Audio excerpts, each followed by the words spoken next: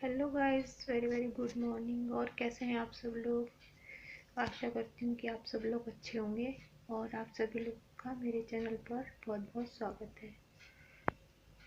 तो जो आज मैं कहने जा रही हूँ वो है कि आजकल ये क्या हो गया है हमारे देश को कि आए दिन बस यही सुनने में आता है कि यहाँ पर रेप, कहीं बच्चों के साथ रेप, कहीं कहीं।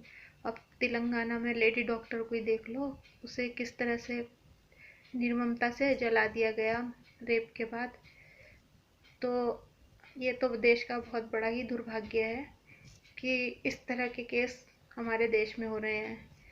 देश तो हमारा ही है, हम लोगों की जिम्मेदारी बनती है कि हम इस बात को रोकें, ऐसा ना करें कि बस थोड़े दिन रेप की बात को सुना और बस कैंडल जलाई और श्रद्धांजलि दी, कुछ दिन के मौन रखे और बस फिर मामला शांत।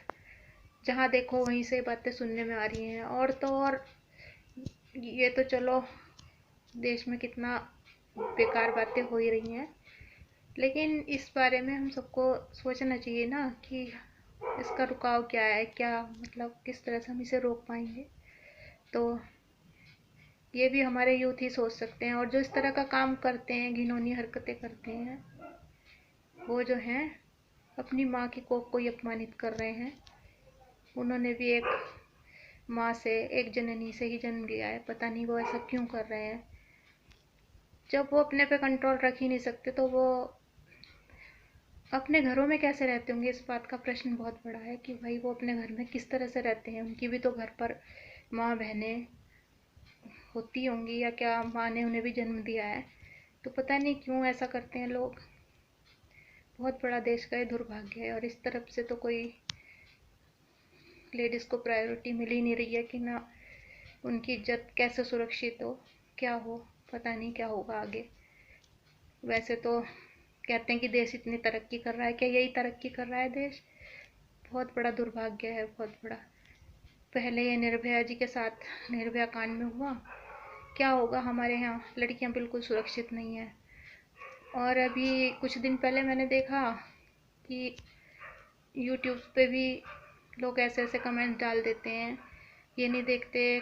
कुछ एक बहुत बड़ी यूट्यूबर्स हैं, उनका नाम तो मैं नहीं लूँगी, लेकिन यह वो भी यही कह रही थी कि भाई कहते हैं ये बुढ़ी है, ये वो है। लेकिन ये है कि भाई देखो, ये तो प्रकृति का नियम है। जब हम पैदा हुए हैं, बच्चे से जवान होंगे और जवान से फिर बूढ़े भी होंगे। बूढ़ा एक ही नहीं होता, सभी को बूढ़े होना है।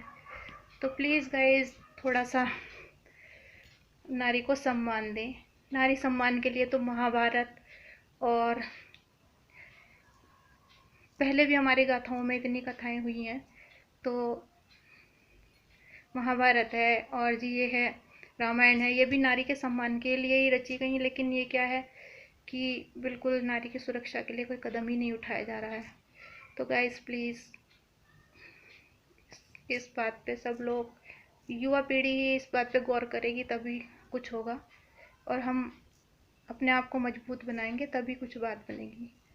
तो गाइस बस यही। और सभी महिलाओं का सम्मान करें, सभी को इज्जत दें। नारी से ही जगत है। अगर नारी नहीं होगी तो ये ना तो कन्याएं होंगी, ना ही कोई होगा। तो फिर कैसे नारी जननी है। तो प्लीज़ उसके सम्मान की रक्षा करें। Thank you very much. तो व्यूवर्स, केवल RIP लिख देने से उसकी आत्मा को बेचारी की शांति तो नहीं मिल जाएगी। जब तक कोई ठोस कदम नहीं उठाया जाएगा, उनको सज़ा नहीं मिलेगी। हमारे देश श्री राम, अर्जुन और श्री कृष्ण जी की धरती है। पहले भी नारी सम्मान के लिए कितनी कितनी बड़ी बड़ी उन्होंने वो करी। एक ने तो रामायण हुई, महाभारत हुई, इतने पराक्रम रचे उन्होंने। तो क्या आज हमारे देश में ऐसे कृष्ण, अर्जुन और रामचंद्र नहीं रहे जो आज नारी का सम्मान कर सके।